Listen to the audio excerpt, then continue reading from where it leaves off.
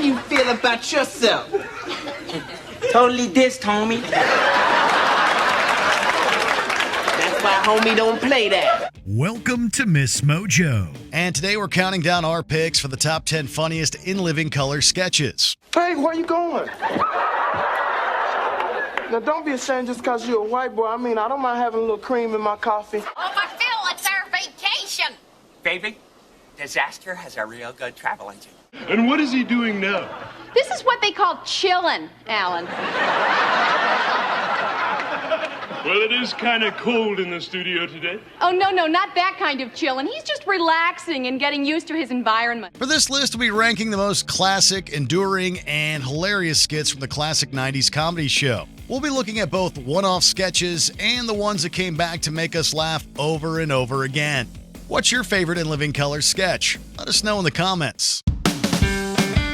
Number 10, Defrosting Vanilla Ice. Out of all the stars in living color introduced to a prime-time audience, a little comic by the name of Jim Carrey is one of their most notable. Yo, VIP, let's kick it.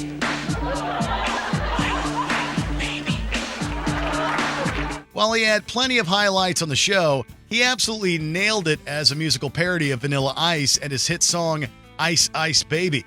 Carrey commits to the clothes, hair, and outrageous dance moves. I become richer with every endeavor. I'm living large and my bank is stupid because I just listen to real rap and stupid. He perfectly exaggerates Ice's already out there personal style while giving us a musical performance we'll never forget. In a sea of excellent musical parody sketches on In Living Color, this Ice parody floats to the top. Number 9. Bonita spills the tea. Gossip?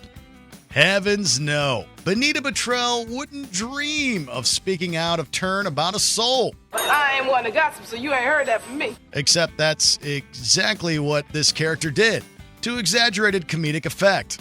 Kim Wayans encapsulates every local neighborhood gossip perfectly with this dirt-dishing homebody. Bonita couldn't help but speak directly to the camera about basically everyone she knows. You're the smartest little thing on TV.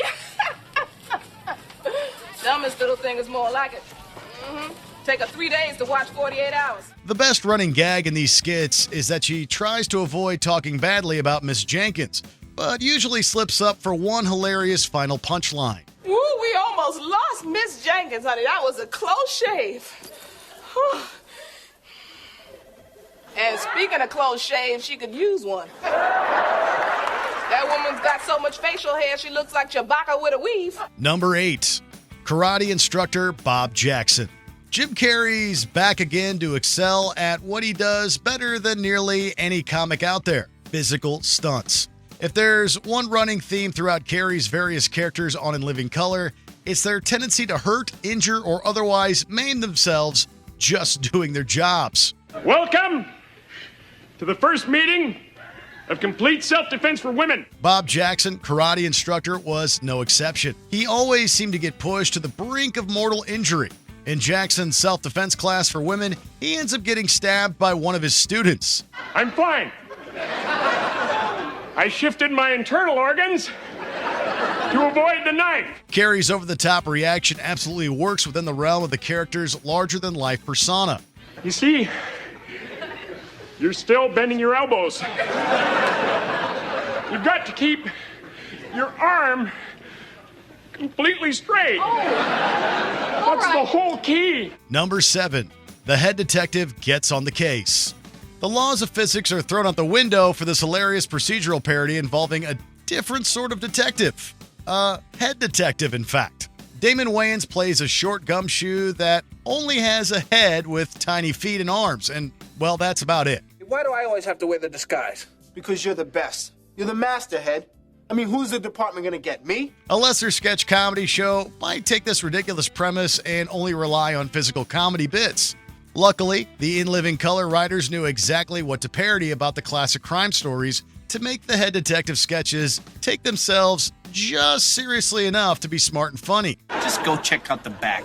I'll keep an eye on things here. Okay, wait. We need a code word that you can yell if you get in trouble. How about help, you idiot?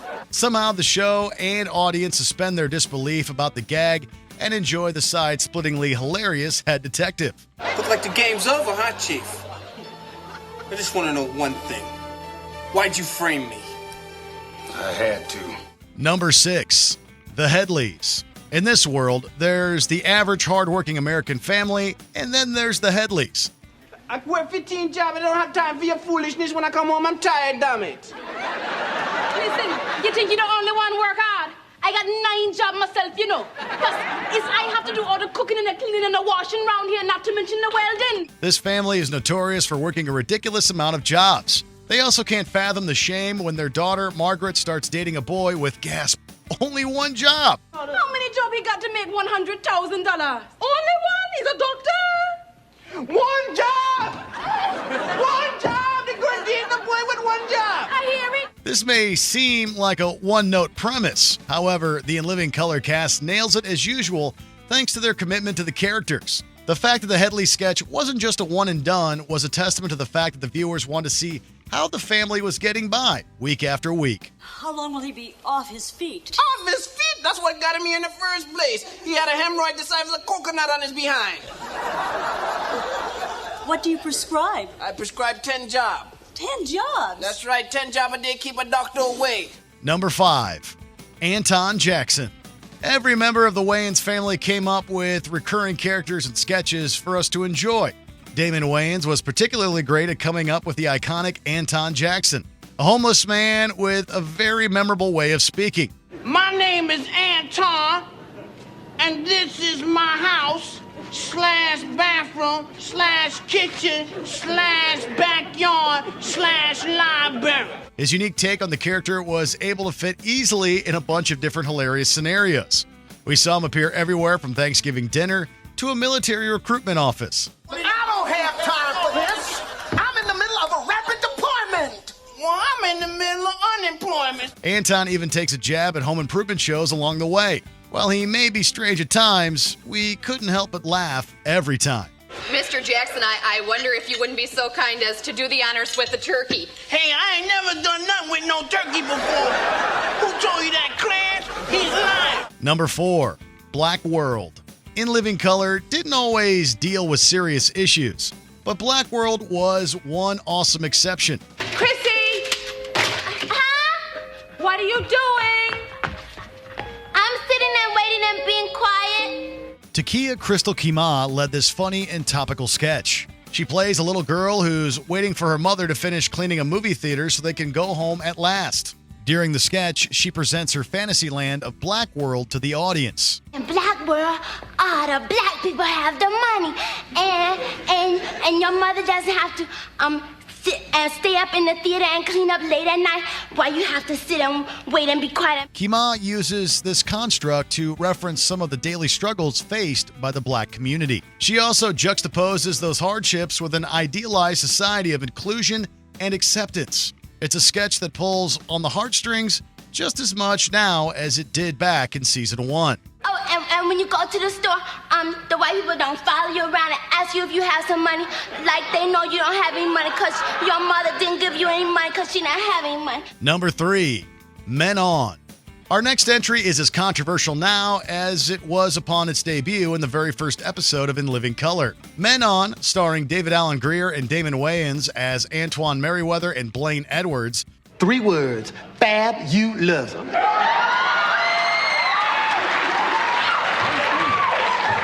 Boy, I hope I look that good when I'm 40. They both played into stereotypes of gay men while reviewing movies and other subjects on a weekly basis. The pair's rating system and the witty repartee between Wayans and Grier were a hit with viewers at the time.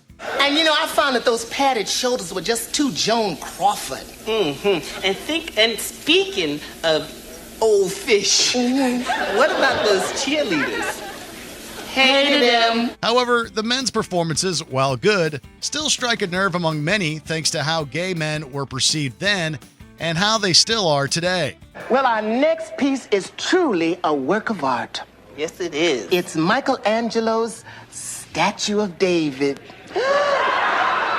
Gasp and swoon, I just caught the vapors. Number 2, Fire Marshal Bill. Fire Marshal Bill was arguably one of Carrey's best-loved breakout characters from his tenure on In Living Color.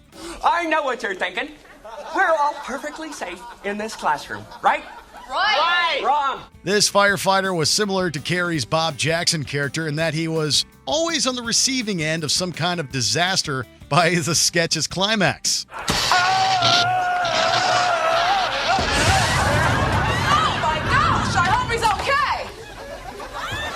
Never better. In Bill's case, however, his damage was usually far more explosive and even more exaggerated than the Karate Instructor's. Carrey's character also boasted his own witty catchphrase, "Let me show you something," right before things went haywire.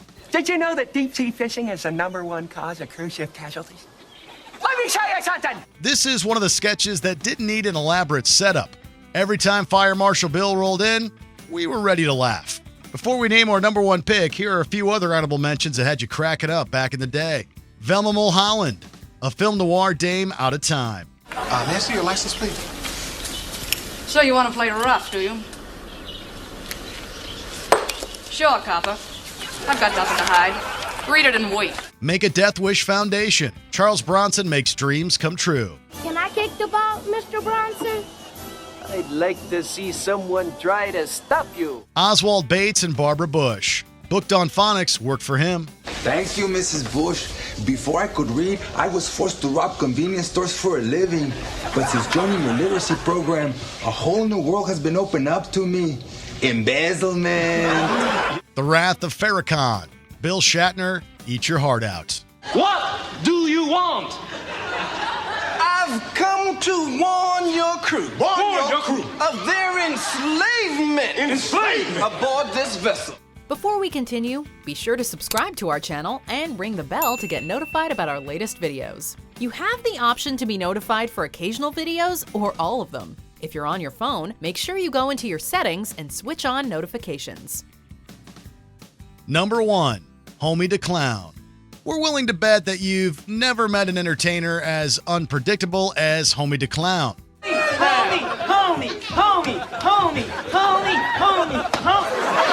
Played to comedic perfection by Damon Wayans, this clown was actually a criminal serving out his debt to the community. Unfortunately, he seemed to have a really short fuse when it came to the people he was supposed to entertain. Hey, what y'all want me to do first? Homie, What? now do a silly clown dance for us. Oh. Yeah, degrade myself, huh? I don't think so. Get on Homie's bad side and boom. An unwilling guest will get hit upside the head with a tennis ball and a sock. Wayans' catchphrase, "Homie, don't play that," caught on almost immediately. I don't think so. Homie, don't play that. That's all right, Hobie Jr. I know a very nice white family that would be all too thrilled to have a little son. Everyone wanted to hear him say those legendary words as he tried his best to grin and bear the sentence of his work release program. Do you agree with our picks? Check out this other recent clip from Ms. Mojo. And be sure to subscribe and ring the bell to be notified about our latest videos.